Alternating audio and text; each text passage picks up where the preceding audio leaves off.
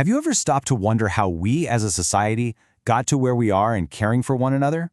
I mean, it's a huge question, right? And the answer stretches all the way from ancient legal codes to the modern social work we see today.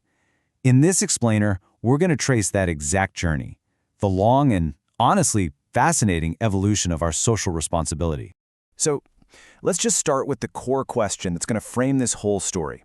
When those traditional bonds of community, when they just break down, who's supposed to step in? This is not a new problem, not by a long shot. It's an ancient dilemma that societies have been wrestling with for thousands of years. To really find the roots of this, we have to go back. I mean, way back. Our first stop is the ancient world, where the duty to care for each other wasn't some optional act of charity. No, it was seen as a fundamental pillar of society itself. In ancient Israel, the most important social unit was something called the mishpacha. You can think of it as the clan or the extended family. But this was about so much more than just blood relatives. It was a whole web of obligation. The group had this profound built-in duty to protect every single one of its members from harm, from injustice, and from poverty. It was, for all intents and purposes, the original social safety net. And look, this wasn't just some social custom people followed. It was a deeply ingrained moral and religious command. And this quote from Deuteronomy just nails it. The expectation was crystal clear. You do not turn away from your neighbor in need, because, let's be honest, there's always going to be a neighbor in need. It was seen as a divine mandate. So who exactly was this system built to protect? Well, the laws were incredibly specific about it. They actually named the most vulnerable groups in society: the widow, the orphan, the stranger, or the ger, the resident alien, and of course, the poor. This shows you it wasn't just a vague idea. It was a deliberate, structured approach to care designed to make sure nobody fell completely through the cracks. All right, let's fast forward a couple of thousand years. Now, throughout history, religious institutions like the church really carried this torch of care, founding hospitals and monasteries that served the poor. But then, the Industrial Revolution happened, and it brought a crisis that just shattered all the old models. We're jumping right into the 19th century, a time of massive, massive upheaval that didn't just change how people worked, it blew up the very fabric of community. And this slide really lays out the stark contrast. Think about it. In the rural villages people were leaving, you had extended families and a real tradition of support. But in these new, exploding, anonymous industrial cities, that system completely fell apart.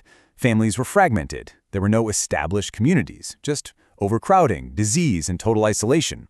If you fell on hard times, your options were pretty grim: beg, starve, or die. The sheer misery just became impossible to ignore. He had journalists and philanthropists documenting these awful conditions, and this phrase just perfectly captures the result. The Victorian conscience was stabbed into action.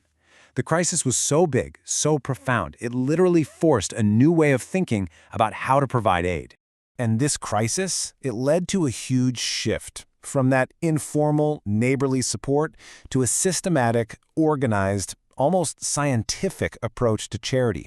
This is the exact moment the modern social caseworker is born.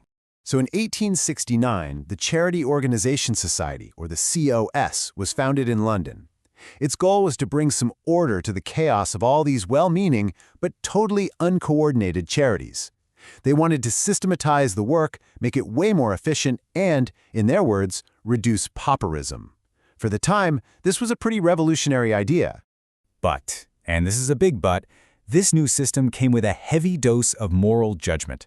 The COS caseworkers made this really critical distinction between what they called the deserving and the undeserving poor.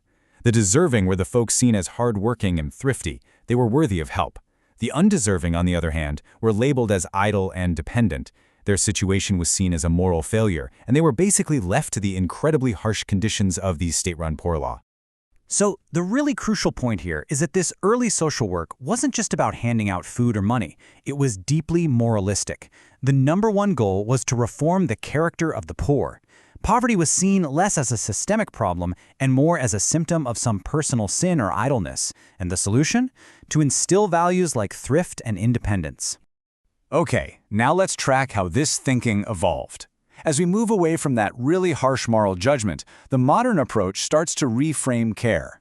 It's not just a job anymore, but a professional and even a theological calling, what you might call a vocation of stewardship. One really influential modern approach is often called Christian social work, and what it does is redefine the entire mission. Instead of seeing the work as just a set of techniques for fixing people, it's viewed as a stewardship vocation under Christ. What that means is integrating professional ethics and an understanding of complex social systems with these core principles of faith and humility. And you can really see the shift in thinking right here. The guiding principles are no longer about judging someone's character, but about affirming their dignity. First, you have imago Dei. This is the core idea that every single person has inherent worth because they're made in the image of God, period. Then there's a focus on both justice and mercy, which means you have to tackle not just individual suffering, but also the unfair systems that cause it. It's all grounded in this ethic of neighbor love and, so critically, humility, recognizing that you don't have all the answers and that you need to be accountable. Now, to put this kind of thinking into practice, modern social work often uses tools like this ecological model.